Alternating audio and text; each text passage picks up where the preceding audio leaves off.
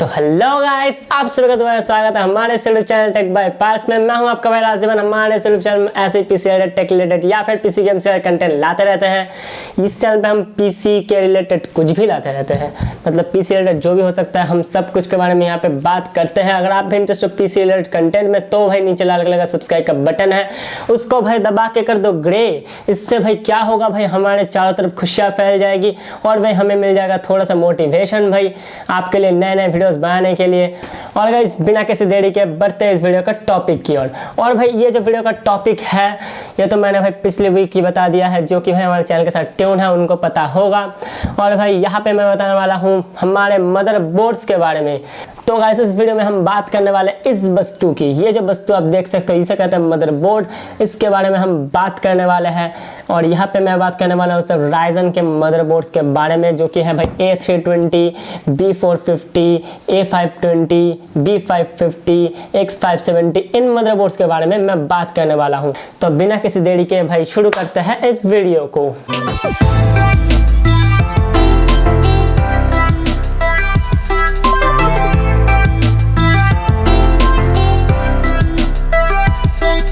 तो भाई शुरू करते हैं एकदम शुरू से।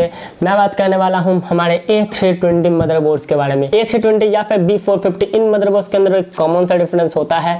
A320 जो है वो सबसे ज़्यादा बजट के अंदर जो मदरबोर्ड्स होते हैं उनके लिए है।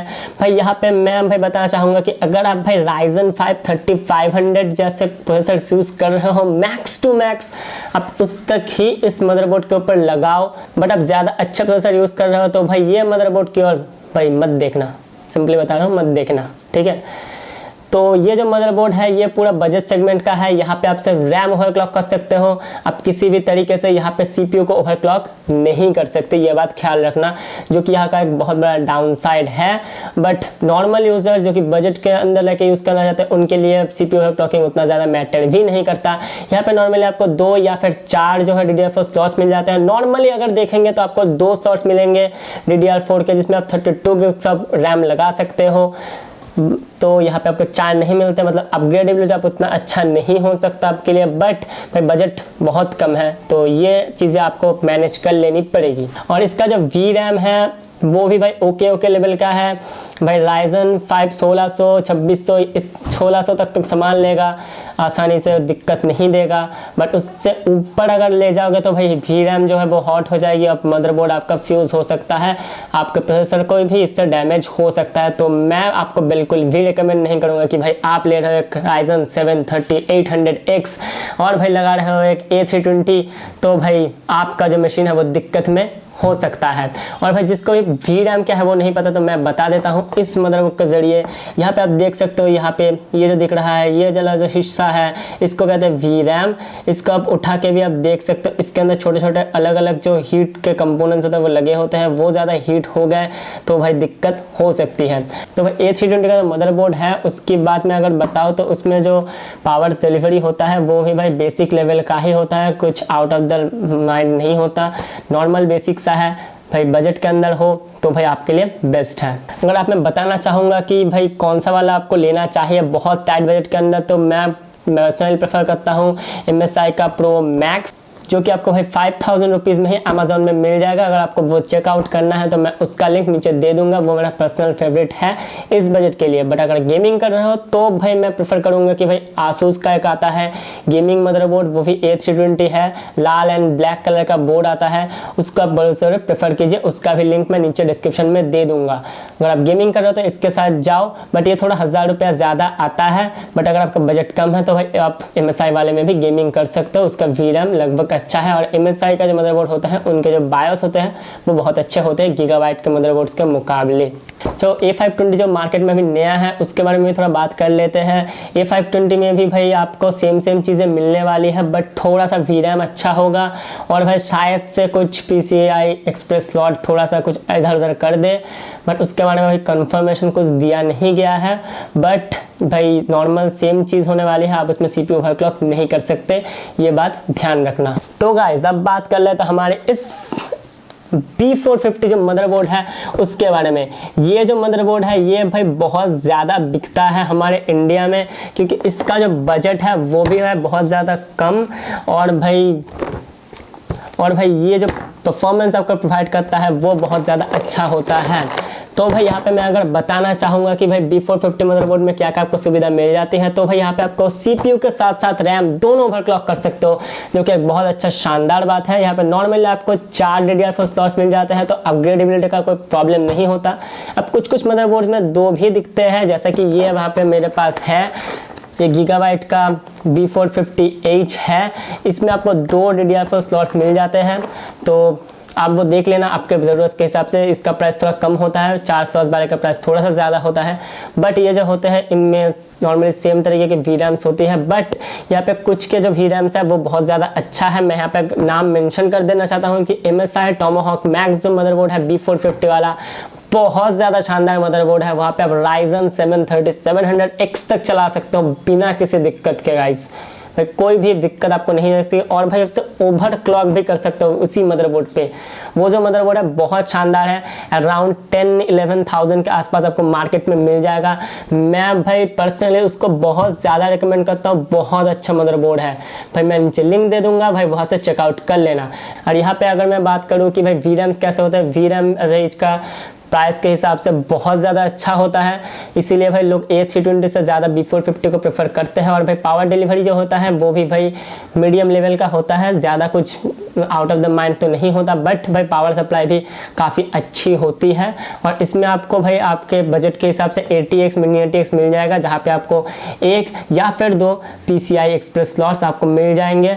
बट यहाँ पे कोई भाई आपको Gen 4 PCI एक्सप्रेस स्लॉट इन मदरबोर्ड्स में नहीं देखने को मिलते, जो कि भाई हमारे नए कार्ड्स आ रहे हैं जैसे 3070, 3080, 3090 या फिर जो Gen 4 SSDs हैं उनके लिए कोई अलग स्लॉट्स नहीं मिलता। आपको भाई Gen 3 स्लॉट्स में ही चलाना पड़ेगा, जिससे आपकी स्पीड डिक्रीज हो सकती है।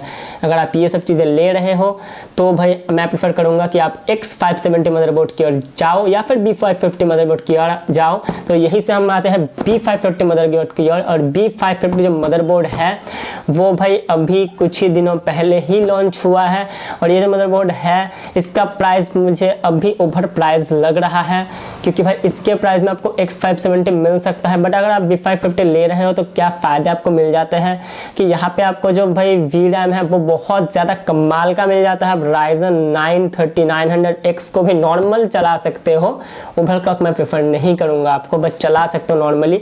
एंड भाई साथ ही साथ इसमें भाई आपको Gen 4 का सपोर्ट मिल जाता है, जो कि भाई इस मदरबोर्ड को एक अच्छा लेवल दे देता है। बट इसका प्राइस मुझे अभी ऑनलाइन मार्केट में ओवर प्राइस लग रहे हैं, तो भाई मैं प्रेफर करूंगा कि आप भाई B450 लो या फिर आप X570 लो। अब इसी के साथ हमारे आते हैं X570 जो मदरबोर्ड है उसकी तरफ। ये है भाई सबसे top of the line motherboards, और ये Ryzen की तरफ से भाई बहुत ज़्यादा ही शानदार मदरबोर्ड्स है। इसमें आपको Gen 4 का सपोर्ट मिल जाता है, भाई Gen 4 NVMe हो या फिर भाई Gen 4 का PCI सॉल्ट, दोनों ही मिल जाता है, जो कि भाई नए जो जनरेशन के चीज़ें हैं उनके साथ अच्छा लगता है। और यहाँ पे बजट के हिसाब से आपको डिपेंड करता है। इसमें भाई आपको 8GB भी मिल जाती है मदरबोर्ड के अंदर ही, इसमें आपको 8GB भी मिल जाता है मदरबोर्ड के अंदर ही। कुछ फैशन अगर कुछ आपको भाई दिखाना हो कि भाई मेरा यही मदरबोर्ड है, देखो भाई जाके, तो वो मदरबोर्ड भाई यही वो मदरबोर्ड है जो कि आपको लेना चाहिए, क्योंकि भाई ये बहुत ज़्यादा शानदार होते हैं। इसमें भाई इनबिल्ट मदरबोर्ड के ऊपर पंखे लगे होते हैं, आप यहाँ पे देख सकते हो पिक्चर में।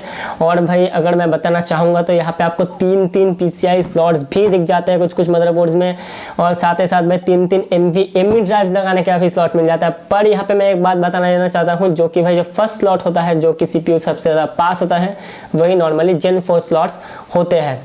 और यहाँ पे भाई RGB हेडर्स आपको बहुत सारे मिल जाते हैं। B450 में भी आपको RGB हेडर्स मिल जाते हैं, बट यहाँ पे बहुत सारे RGB हेडर्स मिल जाते हैं। तो भाई अगर लाइटिंग शाइटिंग करनी हो अपने PC में तो ये मदरबोर्ड हो सकता है आपके लिए बेस्ट। और इसी के साथ साथ बहुत सारे सॉफ्टवेयर के एक्स्ट्रा फीचर्स भी आपको यहाँ पे मिल जाते हैं, जैसा कि मैं अगर ASUS की बात करूँ तो नॉइस कैंसलेशन वाला एक फीचर इसमें दिया जाता है, जो कि बहुत अच्छा काम करता है। और ये जो चीज़ें हैं ये X570 को अपना top of the line card बनाते हैं। अराउंड 20,000-15,000 के ऊपर ही आपको ये कार्ड मिलेगा। बट ये जो कार्ड है ये अगर आप ले लेते हो तो 5 साल 6 साल तक आपको कोई टेंशन लेने की ज़रूरत नहीं मदरबोर्ड अपग्रेड करने के लिए, क्योंकि भाई ये तब तक आराम से चला देगा।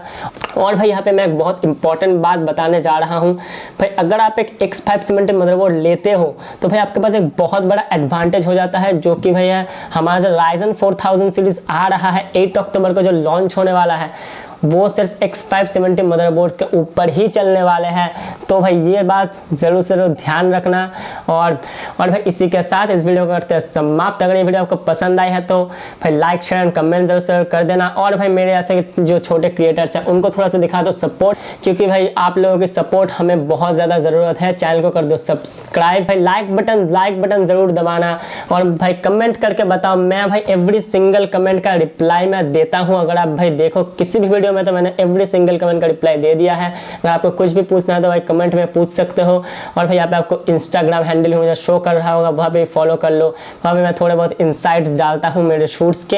एंड भाई मुझे पूछ सकते हो, कुछ भी पूछना हो पीसी रिलेटेड, पीसी कंपोनेंट में चूज़ करने में कोई भी दिक्कत आती है तो आप वहाँ पे चूज़ कर सकते हो।